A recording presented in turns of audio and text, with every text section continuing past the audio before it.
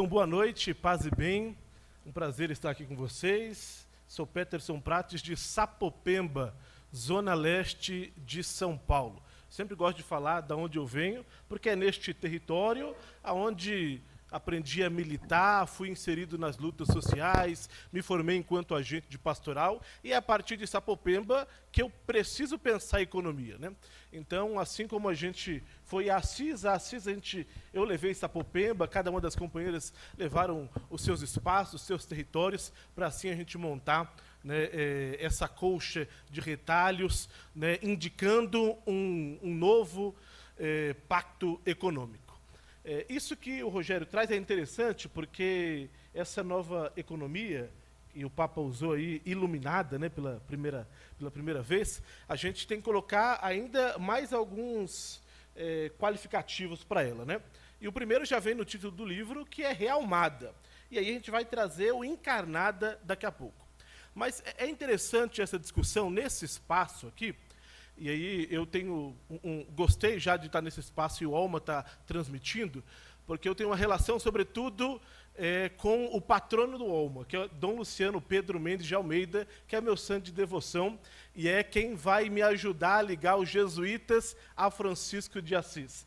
Já que o Papa já fez isso na convocatória da economia de Francisco, né? Então, ligar, né, o Francisco, né, de 800 anos atrás, com o Francisco de Roma, hoje, jesuíta. Então, nesse espaço, estando a gente no tempo da criação, então até de 1º de setembro até 4 de outubro, este tempo da criação, com um tema interessante esse ano 2023, né, que a justiça e a paz fluam, inspirado na profecia de Amós, e a gente está aqui num tríduo em preparação à nova carta do Papa Francisco, né?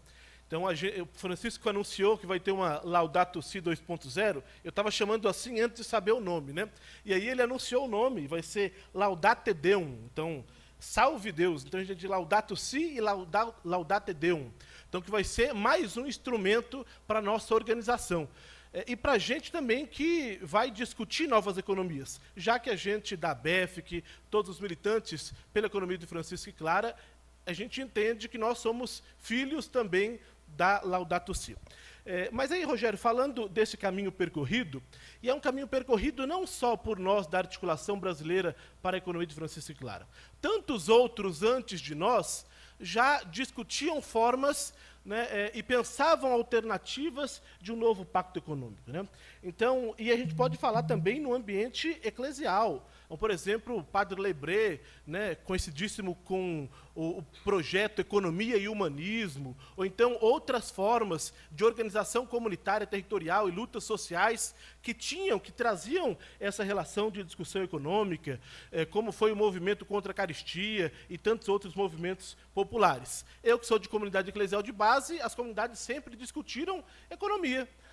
Cada vez que se pensava numa nova mobilização, se pensava a partir de um pensamento econômico, né? No início da economia de Francisco e Clara, quando a gente começou a discutir, eu sempre trazia um canto, que era o da pirâmide, para mostrar que também, lá em Sapopemba, lá no interior de cada cidade do país, as nossas comunidades discutiam a economia, sem serem economistas. Porque eu também não sou economista, e tantos outros aqui não são, e estão envolvidos nessa discussão. E o Papa nos convoca cada vez mais a radicalizar essa forma de pensar a partir do chão a economia. E por isso que lá, em 1º de maio de 19, quando ele faz esse convite para realmar a economia, aqui, quando a gente recepcionou esse convite, Salete estava lá no primeiro encontro nacional, em novembro, na PUC São Paulo, a gente dizia, a gente precisa também encarnar essa economia. Claro, realmar dá um sentido de entregar vida. Se entregar vida porque a gente chega na conclusão que esse nosso sistema produz morte, né? E a gente dizia assim, para a gente produzir vida, a gente precisa encarnar, perceber aonde é que essa economia faz mais vítimas, aonde é que esse calo dói mais, para a partir daí a gente construir soluções econômicas. E a gente foi, né, para cima dessa discussão. E foi feliz quando a gente foi obediente ao clamor do Papa Francisco, que lá nos encontros com os movimentos populares, dizia que a gente não tinha que criar uma pauta, uma agenda e entregar para os movimentos. A gente também, enquanto igreja, precisava pegar essa pauta, essa agenda dos movimentos populares, né, e utilizá-la como agenda nossa de luta. Então, um convite para a gente aproximar cada vez mais essa relação dos movimentos populares com aqueles que em outros espaços pensam em uma nova economia. Mas, Rogério, o segredo está em 3 pontos que o Papa nos apresentou lá no fim do seu discurso em Assis. E que agora, em setembro, a gente completou um ano, né? Um ano desse encontro com o Papa Francisco. Ele dizia, primeiro, olhar o mundo com o olhar dos pobres. Então, qual é a ótica, de que forma a gente vai perceber os conflitos que a gente convive hoje, né? Os conflitos no campo, na cidade, os conflitos no clima, os conflitos que a gente vem reunindo, né? E se a gente olhar na América Latina, os rostos sofridos que a gente pensava lá em Puebla em 79, hoje já estão multiplicados, né? Então, olhar o mundo com o olhar dos pobres. Segunda coisa, a centralidade do trabalho. Francisco, a cada momento, pede para que a gente possa recuperar isso na nossa discussão.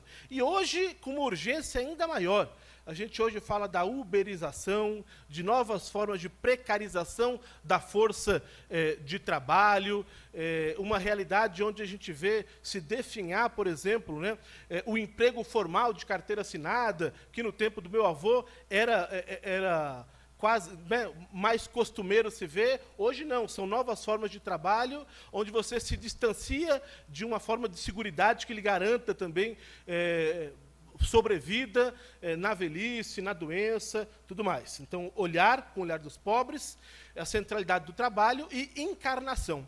E foi justamente a palavra que a delegação brasileira utilizou no encontro que nós realizamos com a Emil Cicuda, no Vaticano, antes de irmos para Assis, a gente falava encarnação, encarnação. E quando o Papa disse isso no encontro, a gente vibrou, dada a sintonia que a gente percebia, né?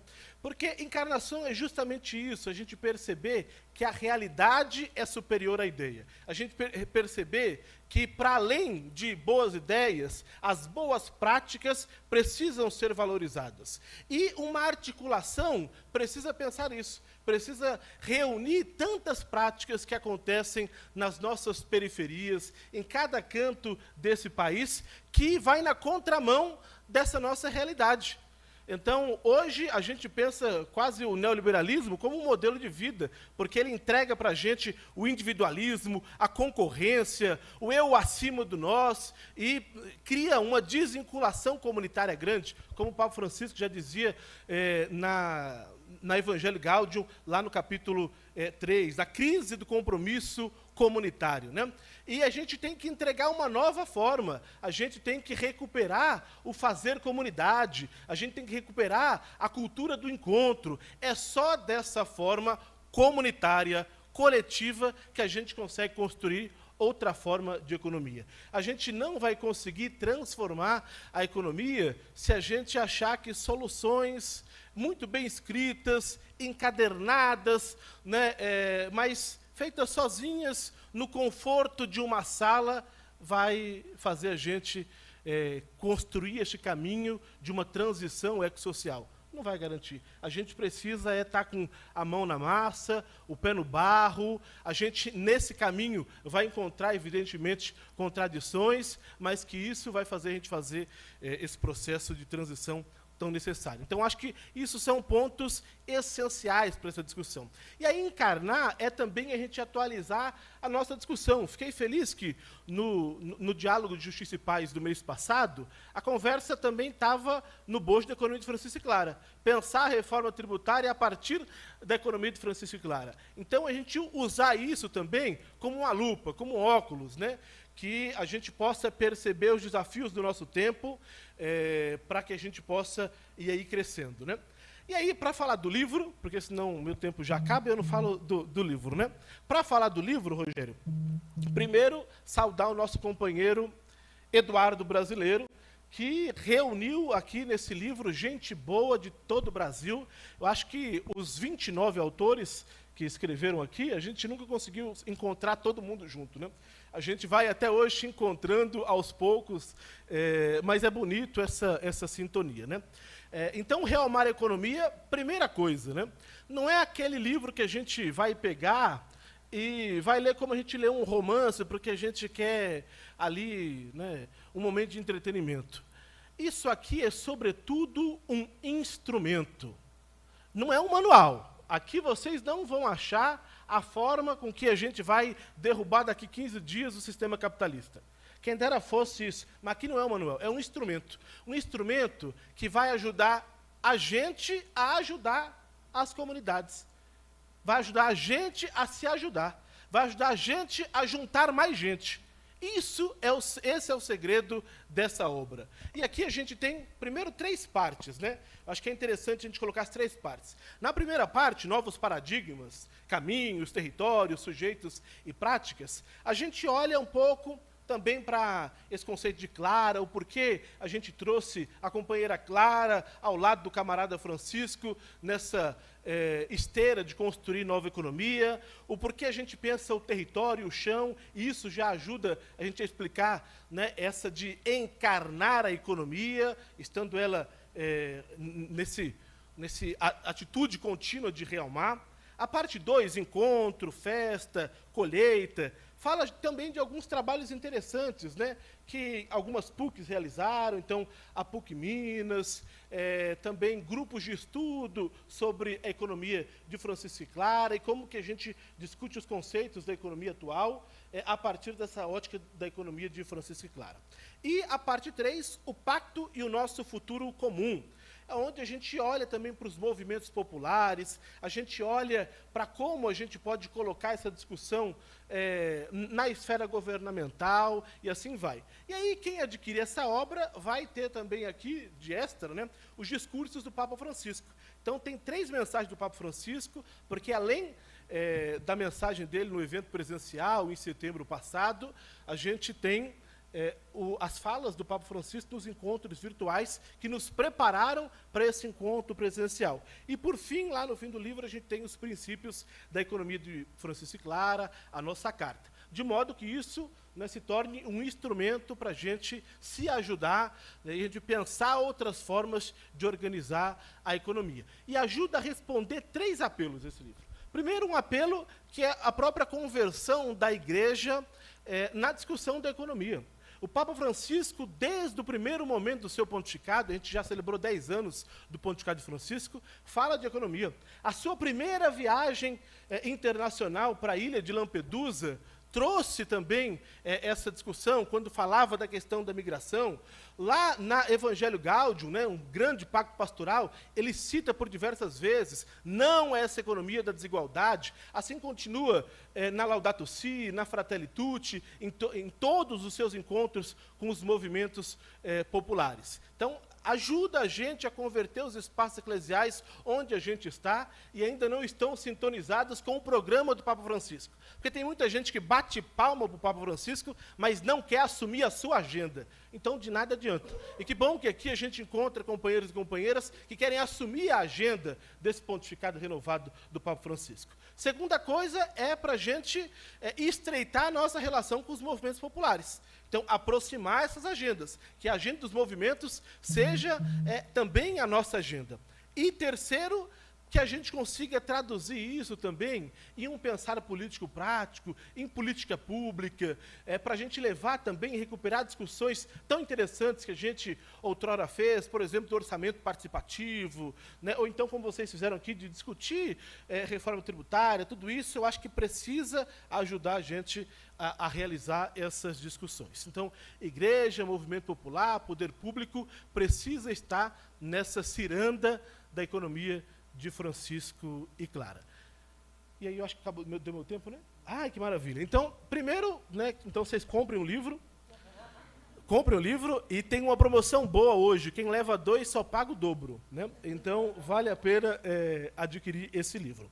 E aí, aproveitar que tem esse tempo aqui, eu lembrava hoje de manhã, pensando nesse encontro, e aí no fim do livro vocês vão ter ali os nossos o que inspira esse pacto da economia de Francisco e Claro, né, os nossos princípios.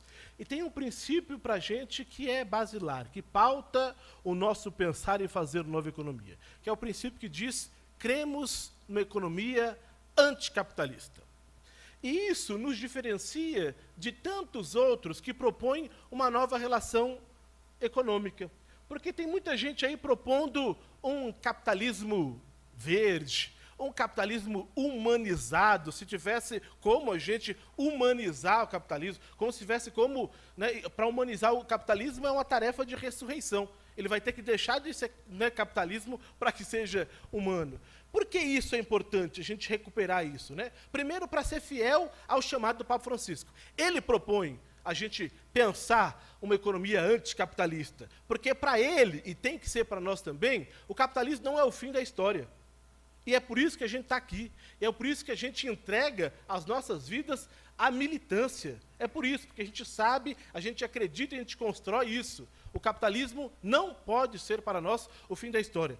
E a gente diz isso porque a gente não quer uma economia que mate menos, uma economia que faça menos excluídos, uma economia que nos machuque menos. A gente quer uma economia que não mate, uma economia que não produza excluídos, uma economia que viva em comunhão com a casa comum. Ou é isso, ou não será. Se a gente não construir essa transição ecossocial, o nosso tempo está próximo. É a gente dizer que para os que virão, nada encontrarão. Então a gente tem que entregar a essa nossa discussão a urgência necessária. E aí, né, lembra Pedro Casaldáliga, que dizia assim, né, e esse verso dele, essa palavra dele foi musicada, diz assim, né? Saber esperar, sabendo, ao mesmo tempo forçar a hora daquela urgência que não permite esperar. Então a gente aguarda esse novo tempo, essa nova economia, mas nos colocando à disposição, mãos, pés e cabeça, porque tem urgência que não permite esperar. Agora eu vou escutar minhas companheiras. Olá, ouvintes. A leitura de hoje é Lucas, capítulo 1, 26 a 38. Relata a visita do anjo Gabriel a Maria. É importante perceber todo o conjunto do primeiro capítulo, porque Lucas nos fala de visitas e das consequências geradas por essas visitas. O sacerdote Zacarias foi visitado pelo anjo, mas duvidou do poder de Deus e ficou mudo.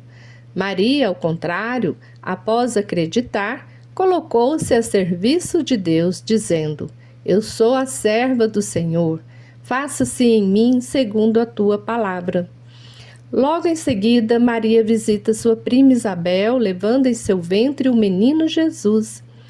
Certamente, Maria foi uma educadora exemplar para seu filho, pois desde a infância Jesus aprendeu a teologia do Deus libertador e também esteve a serviço do povo. Segundo o evangelista Mateus, Jesus disse: Não vim para ser servido, mas para servir. Os relatos bíblicos nos mostram que todos que foram visitados por Deus por meio do anjo tiveram a missão especial de estar a serviço.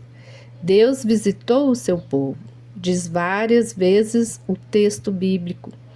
Recordemos que no livro do Apocalipse, a figura da mulher que sofre as dores do parto e é perseguida é representada tanto por Maria, a mãe de Jesus, como também pela comunidade cristã, ou seja, a igreja, que também na sua fragilidade está lutando para gerar vida. Portanto, desde os primórdios do cristianismo, temos a figura de Maria representando a igreja. Podemos então dizer que o sim de Maria é o sim da igreja quando esta se coloca a serviço do reino de Deus. Desde o dia 4 de outubro deste ano, a Igreja Católica está reunida no Vaticano para dar uma resposta muito importante a Deus e a seu povo. Convocado pelo Papa Francisco, o Sínodo dos Bispos busca ser uma igreja sinodal, ou seja, que esteja unida em comunhão, em participação e missão. Igreja sinodal é a que caminha junto, uma igreja que está atenta à realidade do povo, uma igreja que seja cuidadosa, que saiba escutar e respeitar a diversidade de cada igreja local. É importante destacar que o Papa Francisco, atento às Sagradas Escrituras, inaugura um marco importante dos sínodos. Desta vez, temos a participação também das mulheres. As mulheres serão ouvidas pelos bispos e decidirão em voto os rumos desta igreja sinodal. Isso nos revela o primeiro sim de uma igreja que quer ser participativa e em comunhão. Isto nos revela a presença do Espírito Santo anunciando a chegada do reino de Deus na vida da igreja. Que possamos sempre dizer sim ao projeto de Deus para construir aqui o seu reino. Amém.